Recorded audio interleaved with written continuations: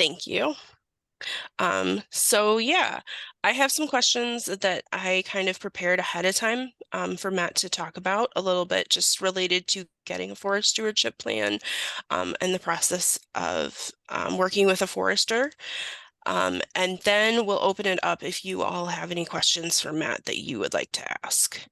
So the first question we have is, what can landowners do to prepare to work with a forester?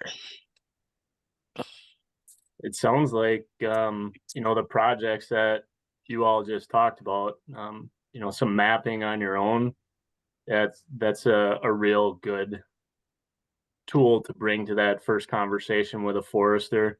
But certainly just knowing what's in your heart and on your mind for how you want to approach your brand of land management. Um, you know, Talk about your family legacy, whether the land has been, in your family for a long time or you're brand new to it. One of the coolest parts of my job is meeting landowners wherever they're at on the trail of land ownership. There's so many different entry points, and they're all awesome. So, just take pride in, and most people do take pride in the fact that you have this wonderful asset, and you get to put your mark on it in some way, shape, or form. So um, have some ideas of the work that you want to accomplish, but also bring an open mind to um, professional guidance and advice for ways to get there. Mhm. That sounds great. And then just kind of going off the cuff a little bit, we did ask them to work on maps. Do you want to talk a little bit about what kind of mapping you do as a part of the forest stewardship plan, or maybe how that can build on the work that they've already done? Sure. Yeah. Forest stewardship program as a framework is awesome because it allows practitioners like me to craft a map to you as the landowner, the consumer, whatever you want. There's no mandatory mapping style like Mike, for instance, said he's coming into his second 25-year MFL plan. He's probably pretty familiar with that single section map requirement that managed forest law has. Whereas, with a forest stewardship plan, if you want to map every single tree stand or trail or food plot on your property, or other unique areas, that's you as the landowner and your plan writer have that creative license to put that into a forest stewardship plan map. So It's great. Um, it, it did sound like you guys started talking about stands. That's the key word that professional foresters use to group like kinds of trees. And that'll be a discussion point between you and your plan writer, your forester, of what are the definitions of all the different types of stands. Or like my home property, for instance, I have a forest stewardship program plan on it, and we just have one stand. But I've mapped all of our trails.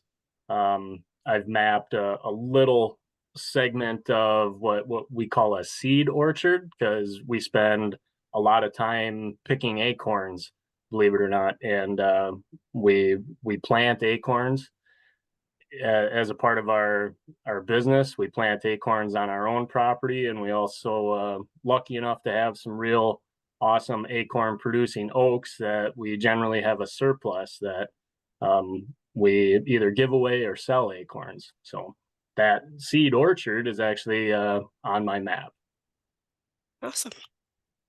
Yeah, we talked a little bit about in the forest stewardship plan in the first class through whispers that does kind of talk about the different stands and the specific management activities for those stands. So Yeah, it's not a completely new idea. The next question that we had is, how do you communicate with landowners before you do a property visit and when you're starting out getting a plan? Like I mentioned, everybody comes onto the trail of land ownership at a different spot, right? So it could be, bumping into somebody at the gas pump, could be they found my name on a directory of private practitioners. Basically, by whatever means the client, contacts me. That's the, how I respond back to them. Um, I would say with just the proliferation of, good outreach like this, a lot of folks are, emailing me first or calling the office, and then, certainly I jot down the landowner's email when they call in, and that's typically how I'll respond. If they're asking for a quote on a specific service or something like that. And then, as we get closer to having scheduled a woods walk, for instance, we might be into the second, third, or fourth phone call, or just texting each other back and forth saying, hey, I'm turning down County Road Y. I'm headed for your property and I'll be there in 15 minutes, So Mhm. That sounds good. My next question is, what is the process of doing a property visit for a forest stewardship plan? yeah. Um, if you live on the property, maybe perceivably your schedule is a little more available for, dates on the calendar that you can meet with a forester. If you're an absentee landowner, or there's, depending on the distance between where you live and where you own land, that could definitely factor into scheduling. Um, a lot of folks that are absentee recreational primary objective landowners, they have specific times of the year when they're at their property. And I'm sensitive to that and look to schedule accordingly when they're there using it. Um, I also have, the good fortune to be able to work during deer season. A lot of people are using their property during deer season, and those are some of my most fun landowner visits because typically people are excited to be at their property. They're using it every day, hunting or watching deer, and they're just in generally a good mood, right? So that's a great feeling for a practitioner to meet somebody with a smile. It's not always like that. Obviously, some people are, concerned about what they're not seeing when they're deer hunting, and that frames the conversation a little bit differently. But then, I've got the you know the chance to impact them with some good news of, hey, here's what we can do forestry wise that it might turn the corner on what you're seeing or not seeing as far as wildlife goes. So Mhm. So when you get there, do you all walk all of the properties? Do you try to see the different stands? Like, what does that process look like? depends on where they're at in their pot of coffee that morning when I pull in the driveway. Sometimes, if it's a landowner that I've worked with previously, we'll discuss past projects, take a look at maps and existing plan, hash back through work that we've already accomplished or, you know, is still on the schedule to be addressed, and then hit the woods from there. And it's usually kind of a walk and talk.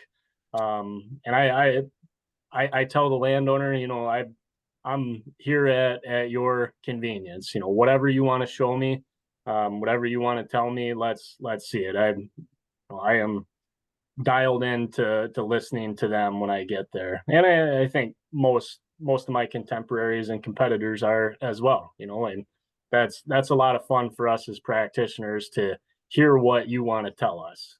So Mhm. And so, what are the kind of things that you're looking for when you're doing the property visit? certainly any forest health or disease type issues that um, could be pertinent in the area, or if somebody's been kind of on the lookout for a certain pest or disease outbreak, um, whether they have questions about that or not, that's something that I am keeping my eyes open for, because it's one of the first impacts to what range of options we can deploy there as foresters to help manage that property. So after that, composition of trees within each stand is something I keep my eyes open to, because that too lends itself to what range of options are are available here given the biological constraints. So Mhm. Awesome. So another thing that we talked a lot about is that the goals and the priorities of the landowner are a really important part of this plan. So how do you incorporate the landowner's goals and priorities when you're making the plan? yeah, it's paramount. That's page one, page two type material, you could say, because obviously the goals and objectives guide everything. Um, I my eyes and ears are open on that woods walk with the landowner. They're telling me what their goals are, and I'm taking in what what's on the property to help craft a set of management prescriptions and a schedule to accomplish those goals. So, you're all in forestry, we're balancing competing objectives a lot of times, but that's why I said, that's maybe the biggest thing that you as the landowner can think about and prepare for that first meeting with a forester is, what do you want to do? What legacy do you want to leave on that piece of property? And you know, get with somebody that is going to advocate for your goals and objectives on your behalf, and deliver you good advice on how to get there. And some in some instances that may be you know harsh realities of, a forester may point out that, hey, you just don't have the soil type here to grow apple trees, or apple's probably a bad example. Maybe orange trees, or Osage orange is actually one that I run into in Wisconsin. Um, but be that as it may, you build this relationship with a professional advisor who is, listening and advocating for you. It should be like finding a doctor you can trust. You want somebody that's going to hear you out about, hey, this is what's happening with me. Um, how can I be as healthy as possible? That's You want that same thing for your woodlot. Mhm. How do you kind of, you mentioned that sometimes maybe their priorities don't match up really well. How do you kind of work with them and then navigating, maybe what they want to prioritize or kind of balancing things that maybe don't work as well together? Examples can be really useful. And certainly I try to make make myself available to take a landowner along for a ride and see some other examples of other lands that I've worked on where people have tried a similar or the same goal Hmm. and been, met with different results, and show them that. That to me is the coolest part of my spot in being a practitioner within family forestry. I can share a lot of that experiential, hey, this is what we tried, you know, our last logging job, this is the tweak that we did on it because of XYZ. Or, hey, I've tried to plant that, you know, same kind of brassica in a food plot, same soil, and it didn't really work. Or I had to use, you know, X, X extra lime or something like that to get it to work. So examples are pretty useful in that. And I would say that there are no bad goals, just like there's no dumb questions. Um, it's just all in, you keep finding a little bit of a curve on that trail in land ownership, and you gotta shine your light in different places to stay on it, so to speak. Mhm. Absolutely.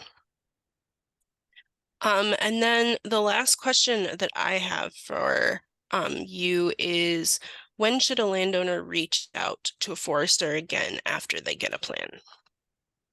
Yeah, um, that's really up to you, but I am a big proponent of find a practitioner that you can build a good lasting relationship with, and at a minimum, just like seeing your primary care physician, every year, right? A good annual check-in.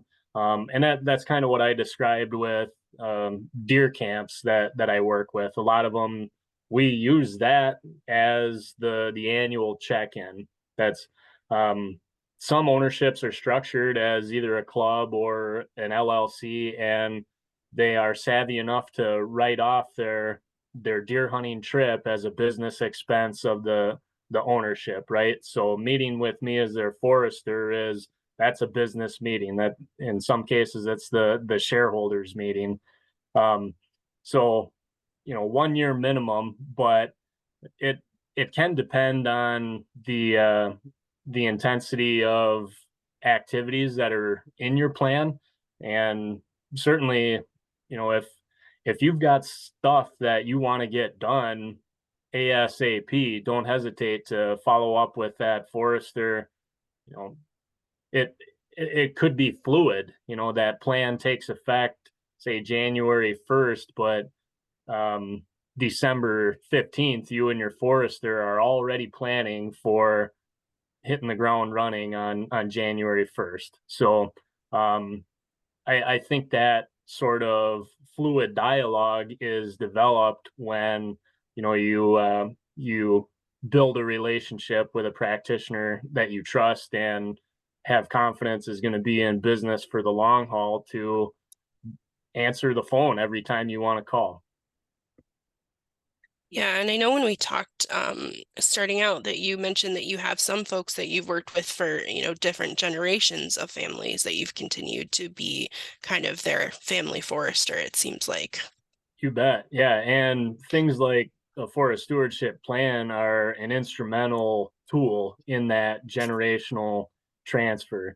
Whether it's heir to heir kind of generational transfer, or if the property is owned by an LLC and there is a formal taxable transition. um, a lot of CPAs and estate attorneys will ask for a physical document like a forest stewardship plan. So, take take it seriously that yes, this is a roadmap to accomplish work in the woods, but that can be a living, breathing document that helps you literally pass that land on to the next generation. It's a very fulfilling thing for me to see a plan that I've written get hauled out at that annual meeting with a landowner, and they've got a grandson or a nephew or a niece that is very interested in the property and wants to help start taking ownership of it, so they get in tune with, hey, what's in the plan? Should we make some updates based on my goals and objectives and how I want to influence this property going forward. So those it it's really useful to have things written down. and be able to go down the talking points and get on the same page, hmm literally. hmm And that actually brought another question to mind. Like, in what situations do you update a forest stewardship plan? Certainly, if there's any sort of natural event or a harvest, um, like I said, a plan should be a living, breathing document. So if you have some sort of a blowdown or a pest outbreak, well, that natural event has just changed the composition of your forest. Um, or if you've had a logging job completed and you want to update what the stand and stocking conditions are, that's a healthy thing to do because it gives you a more up to date um, spot on the map of how things look out there. So um, at year 0 and at year 25 in a plan are the obvious spots for updating, but don't be afraid and encourage yourself to update that plan throughout its existence. You can and should use it as a checklist. Mhm. Well, those are kind of the questions I thought, would be helpful, but I want to open it up to everybody else. What questions do you all have for Matt? And you can feel free to unmute if you want, or if you feel more comfortable, you can type them in the chat as well. Hey Matt, this is Bill Clace again. When I talk to landowners about working with a consulting forester, either to get a plan or do some activity, they often ask, "Well, how much is that going to cost?" And I say it depends on the forester. Do you want to comment a little bit on that? If they want a plan developed, or if they have some activity they want to do, or a timber sale, how do you kind of figure out how much you working with the landowner to figure out how much I might charge them for something like that? Yeah, it depends on the landowner as well. What how involved do they want a plan to be? Are they using that plan for a specific program, or are they using it, for general management of their property? Um, I myself, in my practice, try to be as customizable as possible.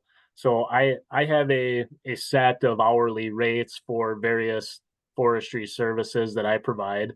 And when I'm approached by a landowner for a specific project, I will job cost that project. It's similar to, getting a quote on a new furnace, really.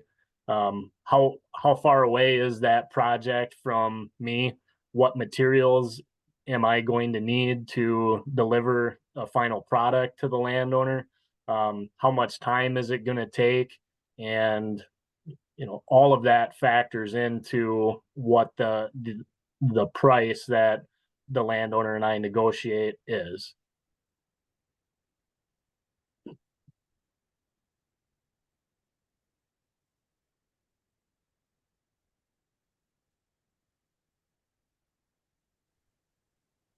Anyone else have any questions? Yes, I do. Chris Mm. Libby, St. Croix County. First of all, one question, Matt, where are you based? North central Wisconsin, in the Minocqua area. Okay, long ways from St. Croix County. Uh, Second question, maybe you could speak to so my land is an MFL, Sure. and so I'm assuming they're driving the boat and basically uh, the forester, which I need to find because I'm scheduled for a partial cut next year. Um, But maybe you could speak about the relationship between the forester and the managed forest land officials. Sure. Yeah. Um, just from a taking one step back to entry to MFL, let's say, if I'm quoting an MFL plan versus quoting a forest stewardship plan, forest stewardship plans on the same parcel tend to be slightly cheaper because there are not as many layers of regulation.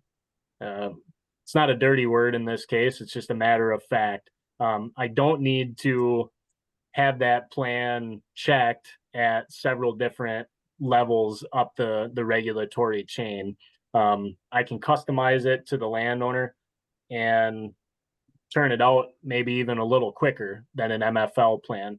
MFL as a program has very rigid deadlines and a calendar of events that are reliable every single year of when those plans are due, how they are reviewed by the DNR, all of the programmatic requirements, so that the following January 1st, that landowner receives um, the tax abatement that they're trying to get with that program.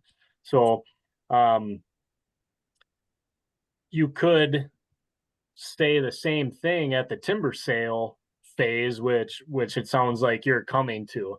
MFL has all kinds of benefits, but it is important to recognize that it's a regulatory program, as it should be if landowners are getting a preferential tax treatment out of it. So setting up an MFL timber sale comes with a couple more check boxes that your forester is going to have to do in the course of preparing the timber for sale, negotiating or bidding with a logger to get you a purchaser of that timber. And so anytime there's more influence or more check boxes, perceivably you could be bearing a little bit more cost. I'm not saying it's wide gaps of cost difference, but it is, there's more to do to get an MFL timber sale done than the same 40 that's not in MFL. Is there a directory of foresters that I can find to look at so I can locate somebody in my area? Yeah, And absolutely. There's all kinds of directories. Um, just for general practitioners, you could look at the Association of Consulting Foresters, see if there's an ACF forester in your neck of the woods.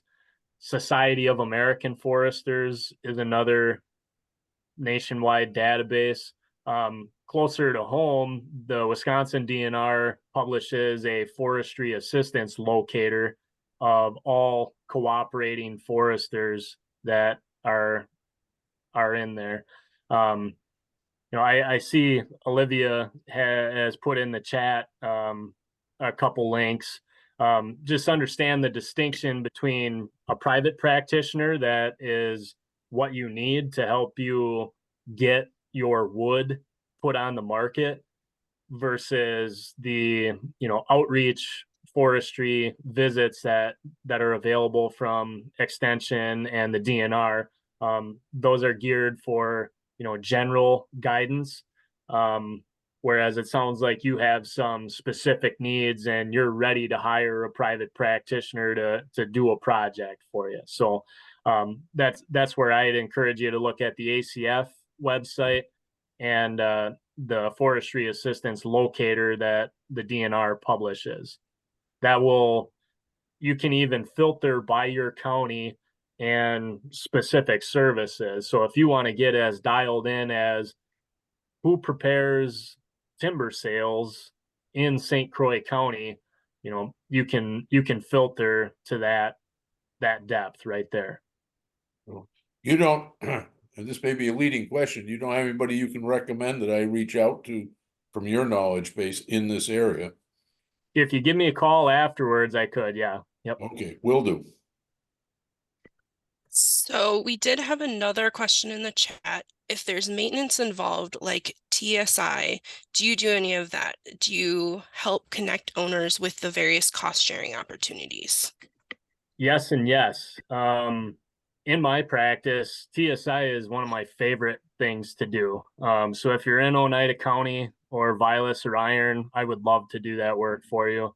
Um, love running my hand tools on TSI, and it depends on there are a lot of different cost sharing opportunities, federal and state. So yeah, there too, with either ACF Forester database or the DNR's Forestry Assistance Locator, you can filter on a service like TSI and get a list of people that have said, yes, I perform that service, and just give those practitioners a call and ask your questions, how far they're willing to go for a project, what they charge, and if they do plug landowners in with cost sharing opportunities.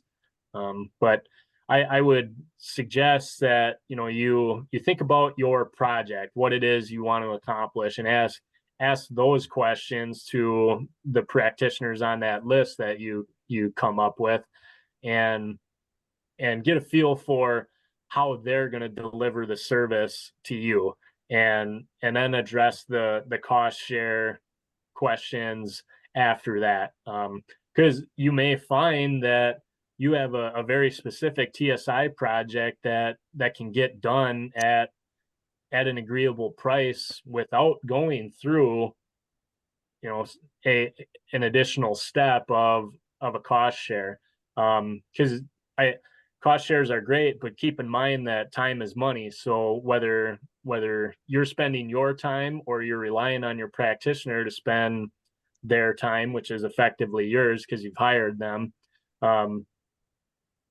applying for those cost shares has a time value of money to it. So be sure and consider that, and just be looking for the best deal for you. And then for the folks that maybe are not as familiar with this, can you just explain what a timber stand improvement is? Sure. Sorry to fly right past that. I get pretty excited about TSI. Timber stand improvement, intermediate treatments, as you may see written in your plan. That's kind of the technical term that we as practitioners refer to TSI broadly, because it is intermediate of the major stand level disturbances like logging, which we're trying to mimic a natural disturbance with logging. So timber stand improvement is it's kind of a micro dose of influence in that stand to and it's usually not a commercial entry. It's usually done with small equipment. Hand tools is my uh, primary method, and we're just doing little things to influence better growing conditions, in the broadest terms. So a thing that I do on my own property that's considered TSI is cutting ironwood. Ironwood is a less preferred species in oak and hardwood stand types. Ironwood is really good at occupying space, and it can get real thick. So, and it shades out some of the other species that I would prefer to grow long term: oak, soft maple, my white pines, my red pines. So I, on an annual basis, I chop out the ironwood. I've got several different chainsaw type tools, and I go and cut that ironwood, and then I go as far as feeding it through a chipper to make my own mulch for my garden. So the jury is still out on whether ironwood is ideal gardening mulch, but it's what I got handy right there. And TSI is a really fulfilling activity as a landowner, to put that sweat equity into your own property and see the improvement year to year. You like in the case of my white pines, especially, you can just watch the terminal leaders chase the sun once they get out from underneath that ironwood. So Great. And then we had another question in the chat. Can you, they said, can I ask how does one become a forester? a lot of different ways. I was pretty lucky to grow up being influenced by forestry early on. So, I knew from a young age it's what I wanted to do. To be a credentialed professional forester, um, typically it's a 4-year undergraduate program at a college or university in a forestry um, discipline. I see Kara has said this is heartwarming that somebody wants to know how to be a forester. Kara and I actually went to Michigan Tech together. So, but there's also a lot of different types of foresters. We've got urban foresters, forestry technicians that go through a 2-year associate program.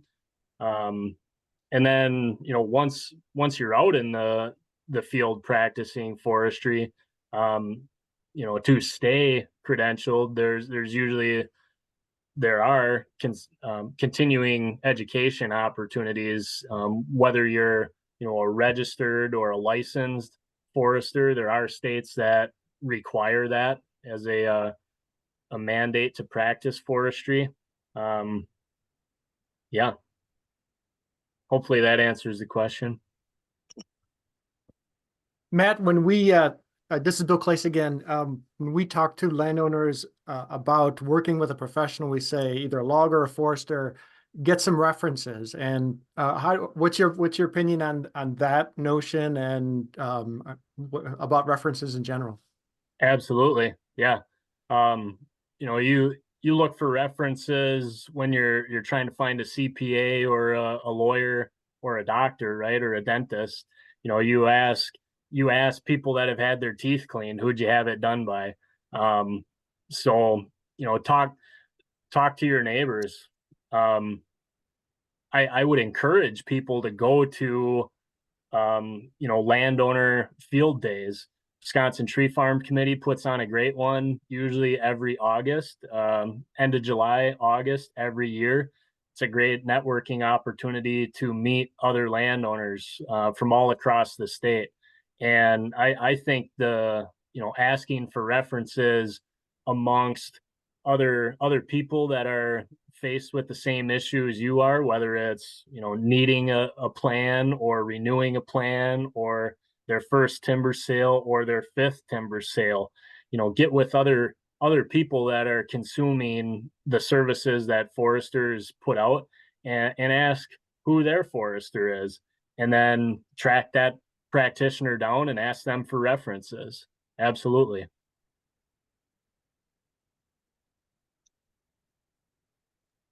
Matt, this is Tom Krimenacker. You had mentioned earlier on food plots and soil types.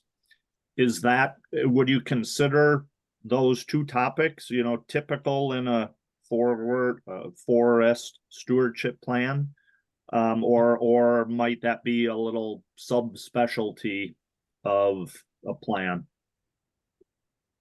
I guess I would say it's typical, because that's what my clientele is demanding. But in broad terms, yeah, it's a subset or a specialization within a plan. Because it's to talk about food plots specifically, that's not required by the federal forest stewardship program as a basis of a plan. But they don't say you can't have that in your plan. But soil types is. So, a soil map and a discussion of the soil capabilities, that is part of every forest stewardship plan. And then, yeah, a thing like food plots, it's common to me simply because that's what a lot of people are demanding in the marketplace. But it's not a requirement, so to speak. Thank you. Yes, sir. And we did have one question in the chat. In your experience, is it difficult to find a logging company that will take on small project, 22 acres of mixed hardwoods, plus 15 acres of several pine plantations? Goal of timber harvest is remove diseased trees and thinning of stands. Great question. $1 million question. Maybe even a $5 million question. I would say that logistics factors into the answer as much as anything. Within the last couple of years, I have noticed a trend that with, massive pulpwood market constriction within Wisconsin, in general terms, yes, smaller projects are more difficult to get done. There is way less total market demand for wood, and the logging workforce just has so many opportunities to work that small projects in general are difficult to get done. That said, you put a tough project on a Class A highway in a winter like this, when local road weight limits are going on almost everywhere. That small project on Highway 51 can be, attractive because loggers need a place to work in otherwise very constrained conditions. So, just for one example, I had a 3-acre timber sale that the landowner made a good profit on 3 springs ago because it had access to Highway 51. I I don't necessarily think the landowner was out there looking for this to get done. But it's a landowner that was telling me, hey, this is what I would like to do with this little three acres. And they deer hunt on that 3 acres. And if you've ever taken a deer, the space you need for that isn't much bigger than this. So 3 acres was plenty to deer hunt on. And they actually had a commercial logging job that came together in March, and the logger that did it was thrilled because it allowed them a spot to work. So but that all came together because of connectivity with practitioners. Me as the consulting forester, a good logger that was willing to do it. And I think that's what you want to be looking for as a landowner. You want to be looking for somebody that's going to be striving for market solutions to help you accomplish what you need. Great. Well, thank you so much, Matt. I think we are going to wrap up because we want to talk about a few upcoming extension programs that we have. But thank you so much for answering all these questions. It's been some really great information. A quick final question on that. Will you be providing his contact information? I can provide his contact information in the follow-up email. That would be helpful. Awesome. Thank you all for having me, and congrats on being landowners, and thank you for being landowners. It's like I said, it's super fulfilling work for me, and it's I'm just real happy to be here. Thanks. Yeah. Thank you. Awesome. Thanks. So just, oh, sorry. So just switching gears, we've been talking a lot about forest stewardship plans. And so we just wanted to announce a new program that UW Extension is offering in partnership with the DNR. It's the Wisconsin Stewardship Plan project, where essentially we are offering free to landowners plans, but the plans are grant funded. So essentially we got a grant from the USDA that helps to pay for those plans so that the landowner can have access to them. So we can also connect you to a cooperating forester if you need one. We're working on creating a network of foresters that are part of the project throughout the state. So that is part of it. To be eligible for the program, you would just need to not currently have a plan, own land in Wisconsin, and have between 10 and 50 acres of woodlands. So I will send a follow-up email with all the information, but you can just visit our website, and then there's a page for landowners where you can sign up if it's something that you're interested in. The way that the project will work is that we are asking foresters to submit, similar to some of these other programs, we're asking foresters to submit the plan by December 1. So if you sign up now, you're not necessarily going to get a plan right away, but we want to make sure that, we give foresters time to really write a plan that is valuable to you. As Matt talked about, there's a lot of different parts that go into making a plan, and so we want to give them time. So yeah, this is one new program that we're offering. I'm going to stop sharing my screen, and I'm going to pass it over to my colleague, Chris, to talk some more about some other programs we have. Thanks, Johanna. Also, I just wanted to clarify, you said 50 acres, but your slide said 500. Did you mean 500? Thank you. I did mean 500, 10 to 500 acres. Thank Great, you. thank you. I also did put a link in the chat to the stewardship plan project. There's a tongue twister for you. I'm also going to share a link. I think Matt actually was selling my next program quite well when he was chatting earlier.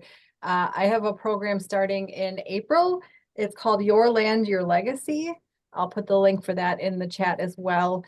It's a 2-month long kind of self-paced class where we have some live sessions for landowners to talk to each other about some of their challenges, but it's around succession planning, and not in the forestry sense, but in the landowner sense. So how do you work with your family? What conversation should you have with your family? What tools do you need to use with your family in order to prep them for taking over the stewardship of that woodland into the future?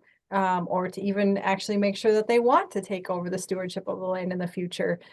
So if you're interested in that, there's some more information on the course in the chat link as well. So I encourage you to take a look at that.